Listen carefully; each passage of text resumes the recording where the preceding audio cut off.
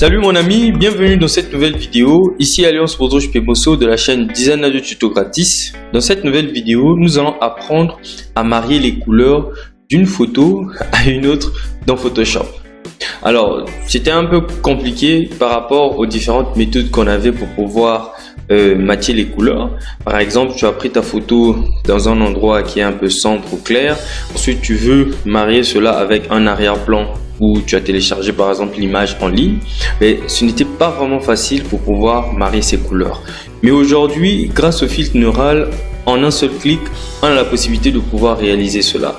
Si tu ne sais pas ce que c'est un filtre neural, en fait, c'est tout simplement une nouveauté qui est apparue dans Photoshop depuis la version, je crois, 2020, où on avait la possibilité de pouvoir accéder à certaines fonctionnalités que nous-mêmes on faisait manuellement, d'accord? Par exemple, je te donne un exemple simple, tu as une image qui est en noir et blanc, comment est-ce que tu peux colorer cette image-là? Donc on le faisait d'une manière manuelle avant, mais aujourd'hui, automatiquement, tu peux colorer une couleur, plutôt une photo qui est en noir et blanc en couleur, d'accord?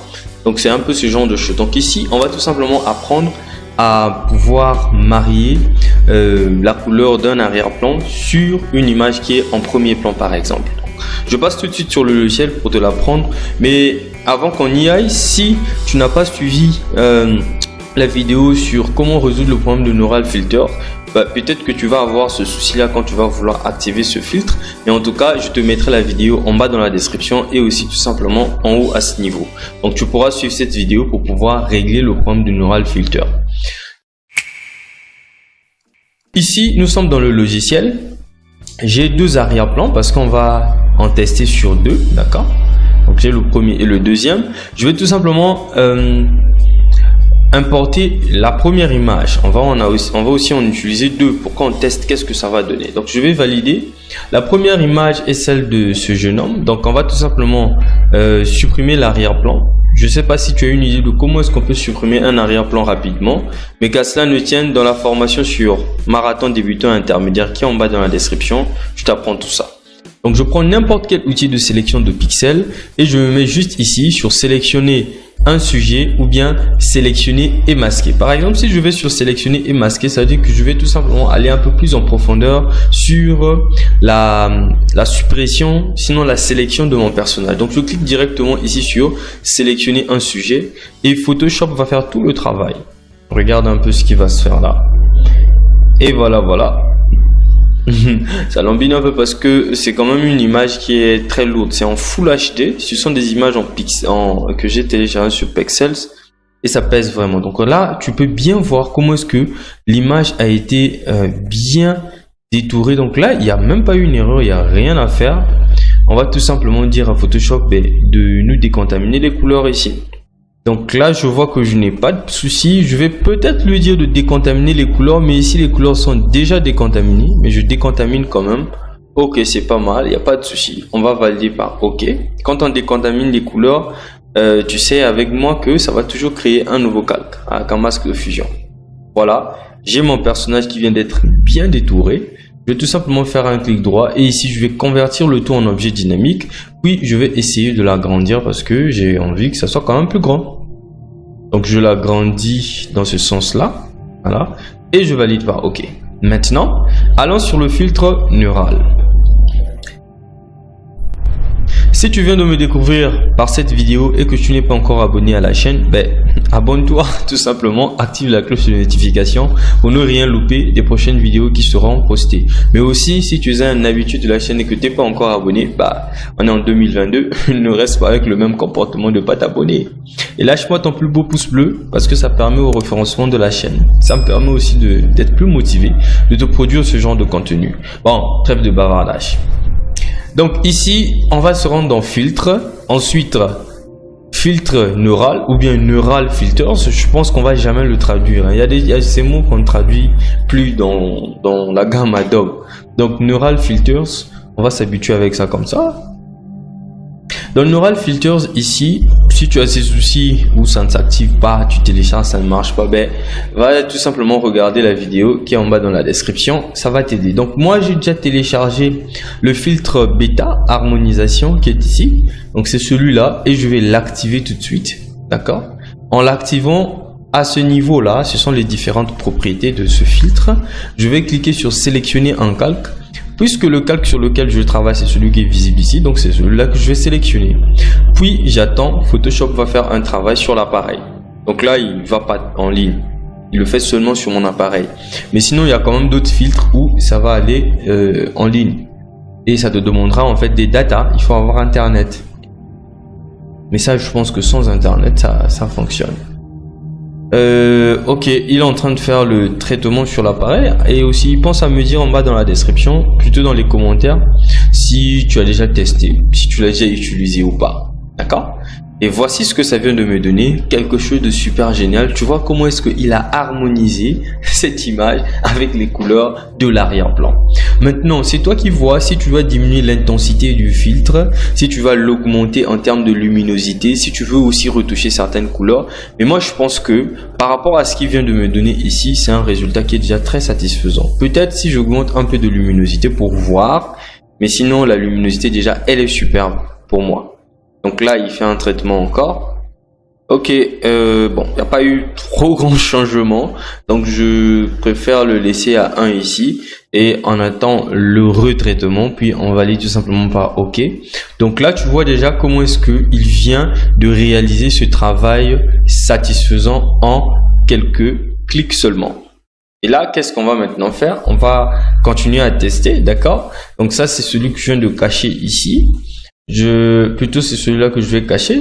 Quand tu vois, tu compares un peu l'image d'avant et l'image d'après, c'est complètement différent, d'accord?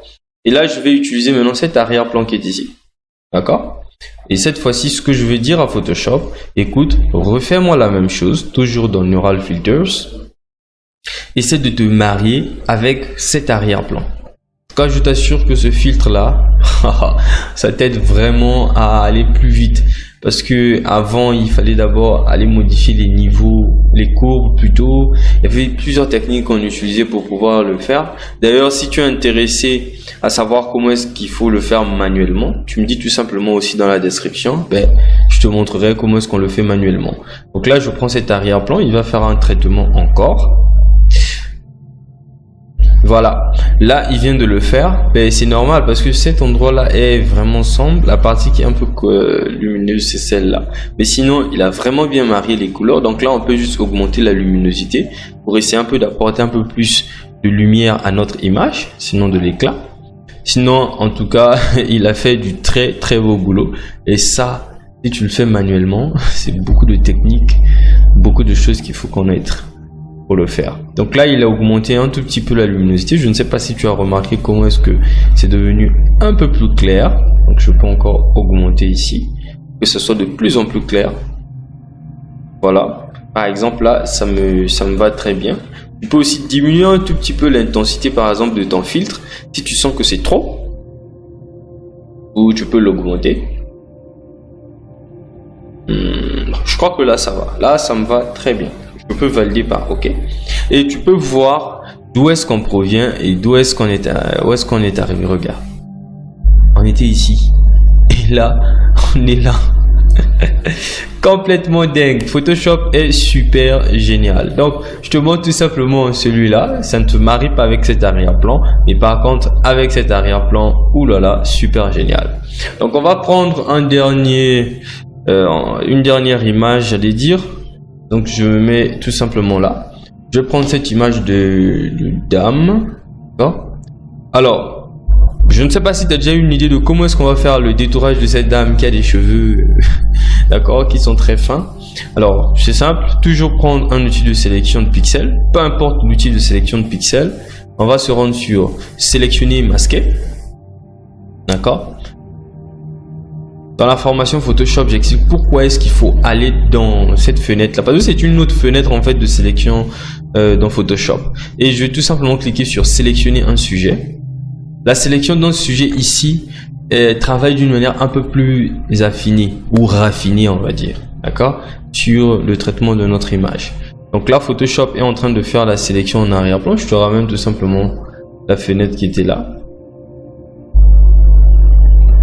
Voilà, il vient d'effectuer la sélection de notre image. Bon, Je n'ai pas trop de problème avec les cheveux, sinon je peux encore cliquer sur améliorer les cheveux si je ne vois pas. Il n'y a pas de souci en tout cas avec mes cheveux. Donc ce que je vais faire, je vais juste décontaminer les couleurs pour que ça m'enlève en fait les artefacts blanc là.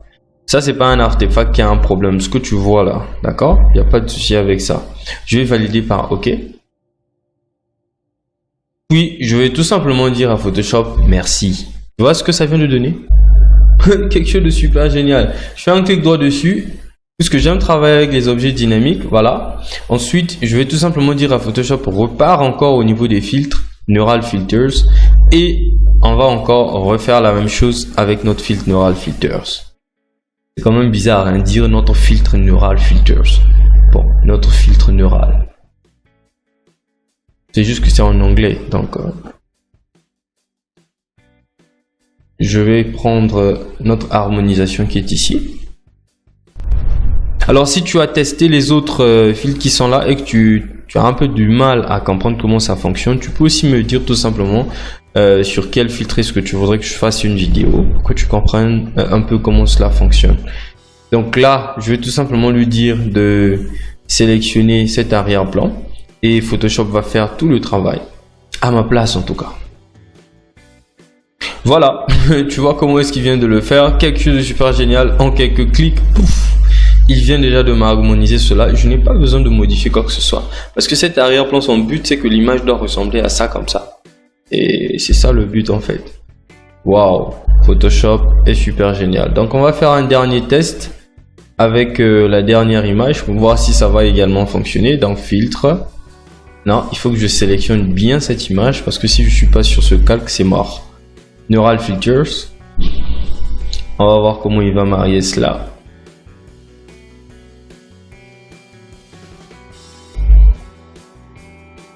Voilà, tu vois comment est-ce qu'il vient d'harmoniser cela. En tout cas, il l'a rendu un peu plus réaliste par rapport à la température de l'arrière-plan, je répète. Et vraiment, ça nous a déjà donné quelque chose de super génial. Le reste, il faut juste maintenant commencer à modifier certains paramètres. D'accord? Tu peux commencer à modifier par exemple le jaune, si tu veux diminuer le jaune sur l'image, si tu veux mettre un peu plus de rouge. En fait, le reste des paramètres, c'est toi qui peux commencer maintenant à les modifier. Par exemple, si je veux retirer un peu de jaune sur l'image, je vais aller un peu plus vers les bleus. D'accord? Ça va juste un peu modifier ce côté-ci pour accentuer là. Donc, tu vois comment est-ce que il vient totalement de modifier cela. Donc, je te laisse en tout cas la main pour pouvoir aussi apprendre à modifier cela. Je te mettrai toutes les images que j'ai utilisées en bas dans la description pour que tu puisses mettre cela en pratique. J'espère que la vidéo t'a plu et que tu as appris quelque chose de nouveau. Et moi, je suis super content que tu me partages en tout cas ton avis par rapport à ce filtre, d'accord? Le filtre harmonisation. Est-ce que ça t'aide ou ça t'aide pas? Est-ce que ça t'a déjà effleuré en tout cas dans la tête l'idée juste de pouvoir l'utiliser? En tout cas, n'hésite pas à me dire tout ça en bas dans les commentaires. Je serai ravi d'échanger avec toi à ce sujet. En tout cas, pour ma part, je te dis à très bientôt dans une prochaine vidéo. C'était Alliance. Ciao.